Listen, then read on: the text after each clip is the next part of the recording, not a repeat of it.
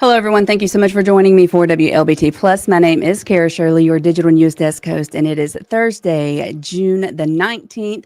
It is Juneteenth, and I just want to say a happy Juneteenth to all of those that are celebrating that today. If you are not familiar with what Juneteenth is and what it means to a lot of our citizens here in America, you need to go research it and look it up and learn. As a matter of fact, there's a story on our website, WLBT.com, telling you all about it and why it is a day that we should celebrate. Well, again, thank you so much for joining me. If you are watching on our website or through our social media app, we do appreciate you being here. And if you're tuning in from our social streams, Facebook, YouTube, Twitch, thank you so much for watching there as well. You can always join the conversation by leaving a thought, comment, suggestion, question, anything like that in the comment section. And also let me know where you're watching from. Melissa Price is already here saying hello, you all. Happy Thursday, watching from Jackson, Mississippi. Hello, Miss Melissa. Thank you so much for tuning in and watching from right here in Jackson. Before we jump into the news, let's take a look outside. We're going to be looking over our Raymond sky cam. Yesterday, when the show kicked off, it was thundering and lightning and lots of wind and heavy rain. But today, not so much. Looking pretty out there. Blue skies, puffy clouds, and a beautiful view there from our Raymond sky cam. And let's just take a look over downtown Jackson, because that's the one where it was really popping off weather-wise yesterday. And this is our guaranteed roofing camera here. And you can see much different situation than it was yesterday. No rain or lightning and thunder happening right now. We're going to look at our forecast, though, in just a little bit. And as always, our First Alert weather team will be here at 2:30 to give you a look at your forecast.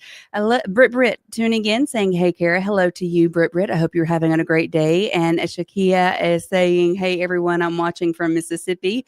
Hello, Shakia. Britt's got the rain today. So the rain and thunder. I'm glad it's you and not us, but it very well could be us. I do believe there is a chance for scattered showers throughout the area, but we'll look at that in just a minute. Let's go ahead and jump into the news now, where first thing we are bringing you is where Jackson Police Department is investigating a shooting that happened at Park Springs apartment over in West Jackson. So this happened this morning in the early hours of this morning, just after 12:30, or at least the call came in around 12:30 a.m. The victim was changing locks on a door for his child's mother, and the victim's cousin came with him to the apartment. We are told by the Jackson Police Department that gunshots were then heard during the changing of the locks, and the cousin found the victim dead outside of the door. Now, Jackson Police Department has not made any arrests in this, and they do not have any suspects at this time.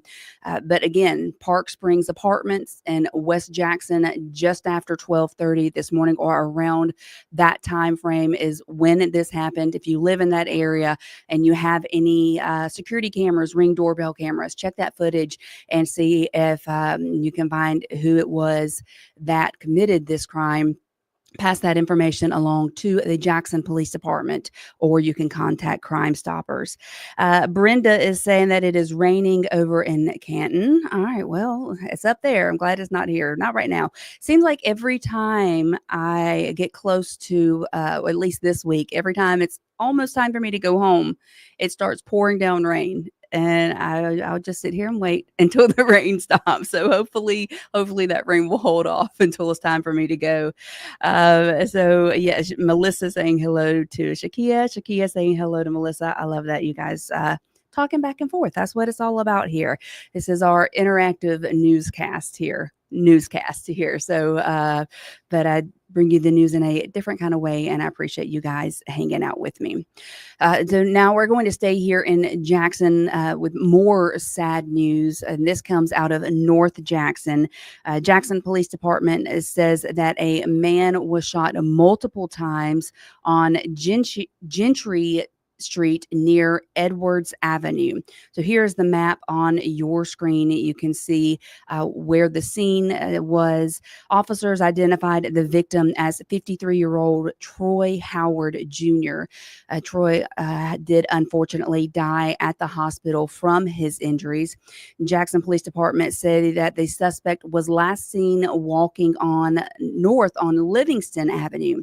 So if you have any information regarding this, you are urged to call Jackson Police Department or Crime Stoppers.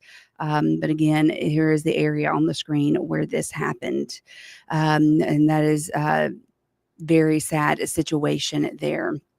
And Capitol Police yesterday chased a suspect into the Metro Center. So a man ran away from Capitol Police and was captured in the Metro Center Mall in Jackson yesterday. Of course, here's a location of where the chase started, and then you can see where the suspect was captured.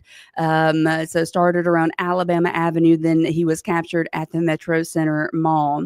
So the chase ended with a wreck on Highway 80 near I-220 before the suspect's eventual capture. Capitol Police say everything started with an attempted traffic stop on Alabama Avenue. So 3 on your side was first on the scene there. The scene of that crash, however, the scene of the crash, that is. So the driver led officers on a pursuit through several streets and went down I-220. Police say to us that 24-year-old David Barber, who was the suspect here, crashed his car at this site on Highway 80 before running away. He was then captured inside the mall. He's going to be charged with felony evasion and multiple drug charges, and additional charges are expected there. So that's a crazy situation that happened, but I'm glad that he was captured inside the mall there. Shakia saying here that there's clouds and thunder outside, or clouds outside and thunder. Tyrese says RIP smoke. And I'm guessing you're one of the victims that we talked about, someone that you know. So sorry for your loss. Jelly Roll, how funny would it be if it was the Jelly Roll? Well, you are the Jelly Roll, just probably not the singer, but you say that you are praying for his family. And Miss Fanny is letting us know that it is raining there in Sturgis. So, here we go. Jelly Roll says he wasn't fast enough. Sometimes you've got to follow the law and yield, pull over too many getting killed out there. So yeah, I agree with that. Thank you so much for your comment. Appreciate you. Now let's go. Staying here in Jackson, we're telling you about a fire that happened. Jackson Fire Department is investigating after 2 people were inside a home when it caught fire. So that happened. Turn the volume down, apologize. So it happened on Park Lane Drive in South Jackson. According to the Jackson Fire Department, the call for help came in around 8:15 p.m. When firefighters arrived, approximately 30% of the home was engulfed in flames. 2 people were in the house when the fire started. JFD says that neither of the occupants received injuries and that all firefighters were safe. The cause of the fire is under investigation, and as we receive more information on that, we will pass it along to you. Miss Fannie Lane is praying for the families, and Tanya Kendrick also praying for the families.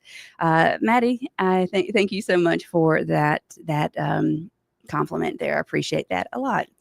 So let's go to Brandon now. Some very with the sad situation that happened in Brandon earlier this week, where police say a homicide suspect shot a woman who was with him and then himself in a McDonald's drive-thru. We learned yesterday that the suspect who did the shooting has now died. So Chief Joseph French says John Terrius Dampier died in the hospital from that self-inflicted gunshot wound. The Rankin County Coroner's Office did confirm his death. He was accused of killing 25-year-old Kiana Jackson of Pearl outside the McDonald's on Stribling Lane Monday night. Brandon police say the investigation remains active even after his death. Such a sad situation that happened there on Monday in Brandon. And thoughts and prayers go out to the victim's family as well as the suspect's family. I know they must still be hurting in this situation.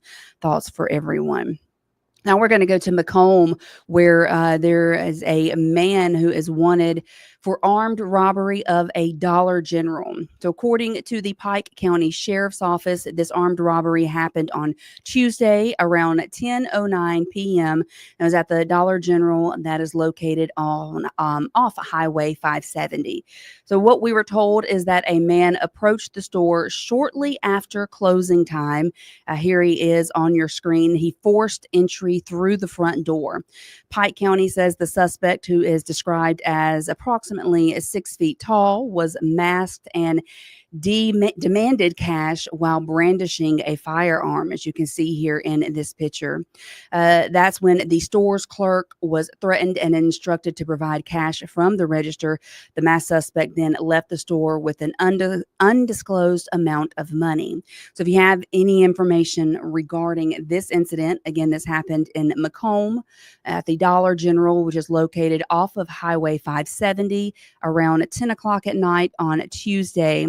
If you have any information, you are asked to contact the Pike County Sheriff's Department, and that phone number is 601-783-6767, or contact Crime Stoppers and let them know about it. Now going to Florence, where one person is recovering from a serious wreck, from serious injuries rather, after a bad wreck that happened there in Florence. Here you can see on the map where it happened. Florence Police Chief Brad Burns says that it happened on Highway 49 South in front of the Los Cazadores Mexican restaurant. And Chief Burns says a truck hauling a trailer rear-ended an 18-wheeler on the highway. This is the MDOT footage from that crash. The driver of the truck ended up having to be extracted with the jaws of life. He was rushed to the hospital. His condition is unknown at this time, and if we receive any information, we will pass that along to you. And in Warren County, 6 people allegedly involved in a organized theft ring are now behind bars. So Warren County Sheriff Martin Pace tells us that the suspects have been stealing residential property all week, and investigators were finally able to catch them. So if you look at your screen here, you can see 34-year-old Joel Christopher Calvin bound in shackles. He appeared before a justice court judge yesterday. Warren County Sheriff believes Christopher is the ringleader of the group. He's charged with 3 counts of grand larceny, 3 counts of vehicle theft, and several other charges. Sheriff Pace says with the help of his investigators, they were able to arrest the suspects, and also they have since recovered many of the items that were stolen. Some of the items include a Dodge pickup truck and even 2 Honda motorcycles. One of the things that aided investigators to rapidly recover a lot of this property is the owners had the make, the model, and the serial number or VIN number of this property. If there is a message in here, that is so important for people to record the items that they have. Allows us to enter those items on the National Crime Information Center computer, and that data can assist law enforcement. As a result of the investigation, 5 other suspects were arrested. There they are on your screen. Many of their charges involve drugs and conspiracy to commit vehicle theft. Coming back to our social stream here on YouTube, Simi King is saying such a tragic loss. God bless the family. And Tiana was saying, pray for all. She was a sweet young lady, and pray for her kids as well. Maddie is saying that Kiana was her cousin and she is missing her. Maddie, I apologize. I'm so sorry for the loss of Kiana. And that is absolutely heartbreaking. Miss Annie is praying for the family and friends, and Jelly Roll praying for the families from the Brandon incident. Just thank you guys so much. Britt as well. And Melissa saying thank you for bringing us this news. Love it. Love it. You guys all joining in community here and expressing your love and concern for others. It's great to see that. Well, let's go up to Madison County now, where we have some new information on a deadly crash that happened in Madison County. A lot of sad news today in the news. So this crash happened on Tuesday on Highway 16 near Virgin Mary Road in Madison County. A child in a car driven by a 19-year-old Deshauna Woodard of Canton died from injuries suffered after a collision with a vehicle that was driven by 21-year-old Marissa Reed of Matheson. Both of the drivers received minor injuries, and the Mississippi Highway Patrol is investigating this crash. Such sad news there. Anytime a child loses their life, it is it's heartbreaking. It all is. And our, of course, thoughts and prayers go out to the family of that child. And staying in Madison, some new news for the city of Madison. It could be growing soon following a judge's ruling on an annexation battle with Gluckstadt. So the Madison County Chancery Court upheld Madison's bid to annex some 4.69 square miles of property north of its current city limits. In court, meanwhile, denied Gluckstadt's efforts to annex, saying that the city only filed its annexation bid in response to Madison. So the judge is saying that Gluckstadt filed their efforts to annex that only because Madison filed annexation bids. So the land will be east of Bozeman Road to east of Highway 51 and west of Highway 463, south of Gluckstadt. Here is the property or the area again in yellow. This is what is going to be looking to be annexed into Madison. Much of the property in question is expected to be opened up as a part of the Reunion Parkway expansion project. And it's coming back here to Jackson, where a pay raise is in the works for the Jackson City Mayor and City Council. So the City Council has approved the first increase in roughly 2 decades. However, because of the timing of the vote, the increases won't go into effect until 2029, once the next 4-year term ends. The measure was approved on a 5-1 vote. Ward 1 Councilman Ashby Foote was opposed, saying he's unsure if Jackson will have the money to support the increase, but it was approved and set to go forward in 2029, so 4 years from now. Tanya saying, Lord, so much going on, praying for all to shield, comfort, and protect all by the devil. Yes, thank you so much for that, Tanya. And here in the city of Jackson yesterday, they got started with Juneteenth celebrations a day early. So the city of Jackson hosted the special Juneteenth celebration outside of the Jackson Convention Center. It was a family-friendly event filled with fun, laughter, and some dancing, and it was ended with a beautiful fireworks show that you could hear booming across downtown. Today, 2 Mississippi museums are going to be hosting a Juneteenth Jubilee from 4 p.m. to 8 p.m. And also one thing that will be there that I want to put a little plug in for is here at WLBT, our creative services director has created or done a documentary on the plight of owning land here in the state of Mississippi as a Black Mississippian. And the name of the documentary is called Farming Freedom. It is about her family. It was a documentary that was 7 years in the works. It is absolutely beautiful, and it tells the story of Black owned land ownership here in Mississippi and the importance of it. And it's available on our smart TV app. So if you download our app on any of your smart TVs, you can watch the full documentary there. But it is also going to be aired tonight at the Mississippi Museums. I'm very excited for Kayla.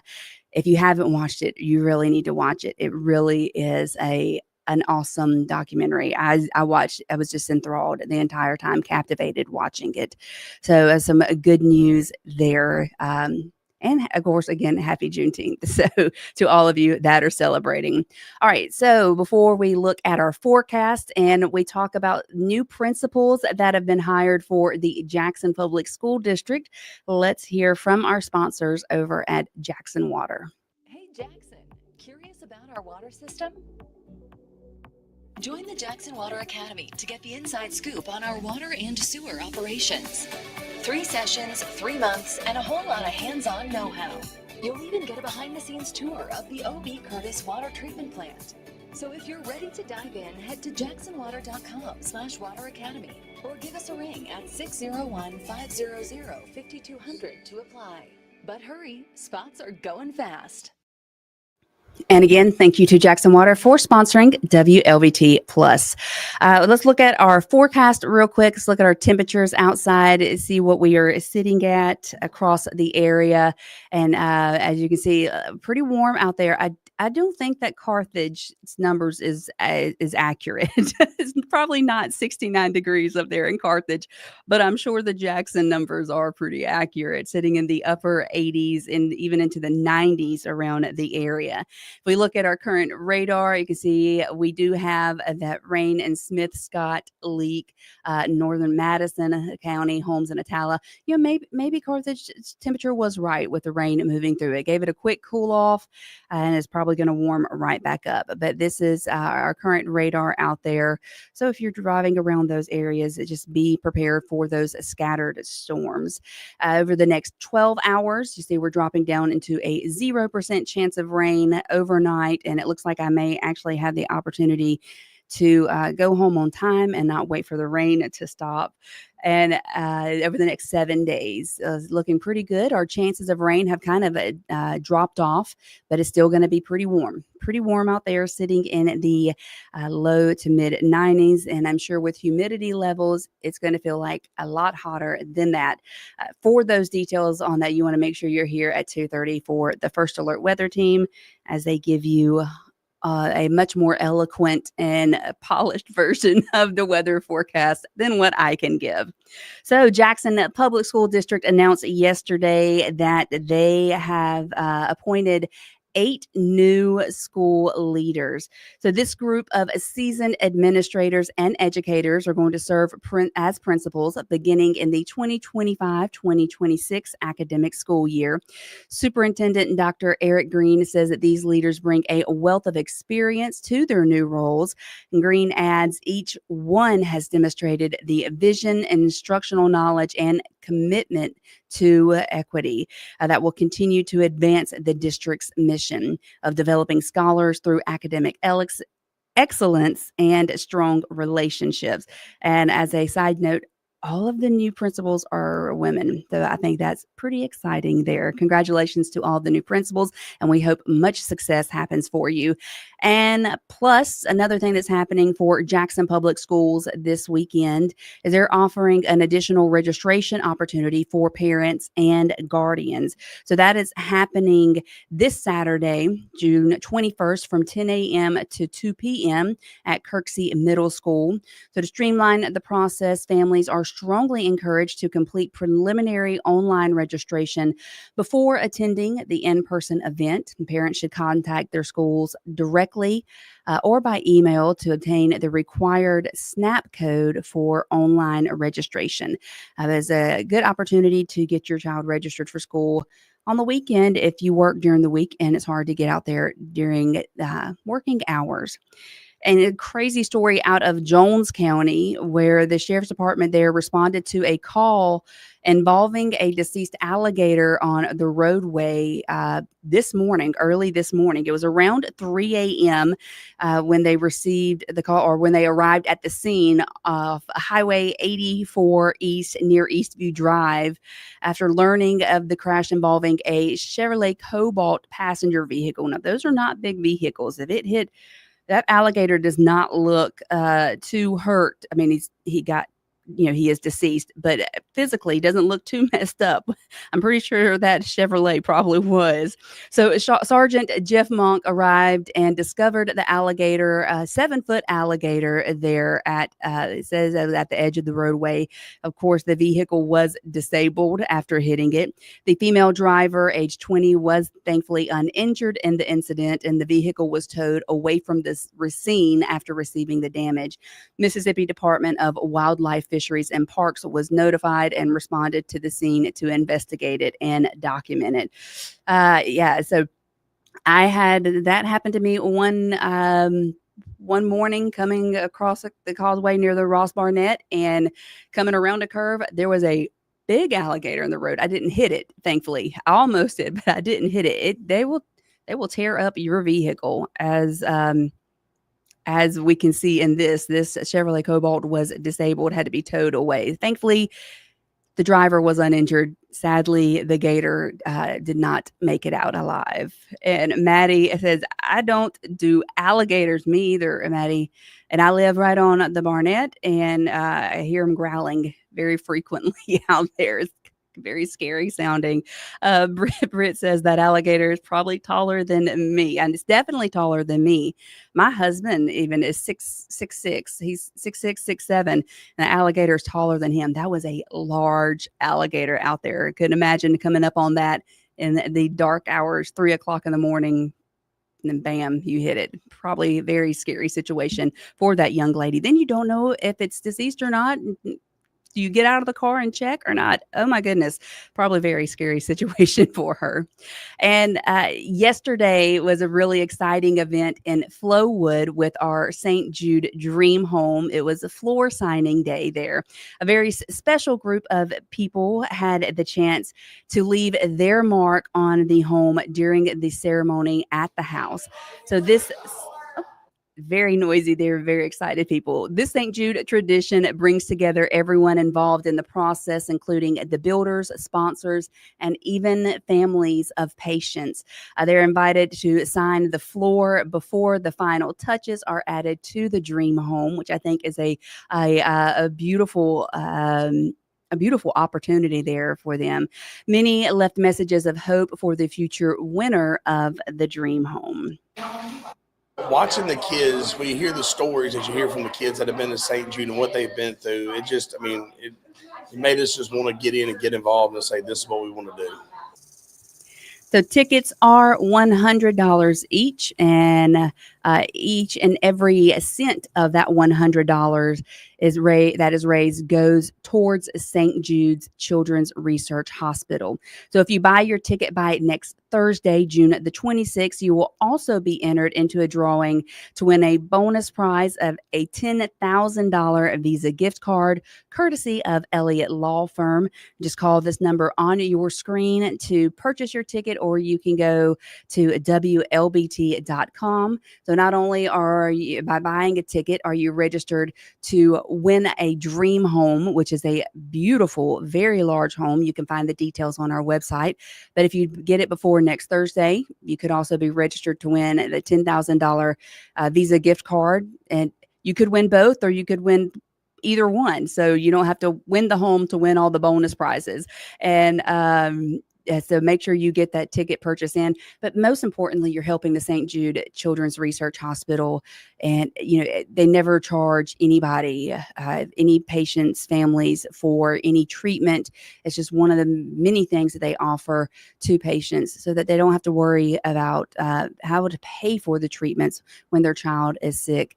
That's a great thing. Great thing, St. Jude Children's Research Hospital. And the house is absolutely beautiful. Go to our website, Wlbt.com, and you can check it all out. You can see the floor plan, what is going to be a part of it, and all of the exciting opportunities there.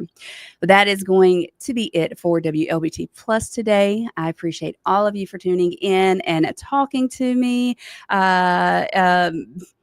Maddie says that $100, got bills to pay, but Maddie, it does go towards a great cause. Think about that. It does go towards a great cause. So it can be expensive for some. Think if you won the new home, or even the $10,000 gift card, could help you pay the bills. I'd be happy, but I can't do it because I work here, unfortunately. So, all right. Well, you guys have a great day. Make sure you're back for our First Alert Weather Team at 2:30, and I will see you tomorrow on Friday. Again, happy Juneteenth, everyone, and I hope you have a great day. Bye-bye.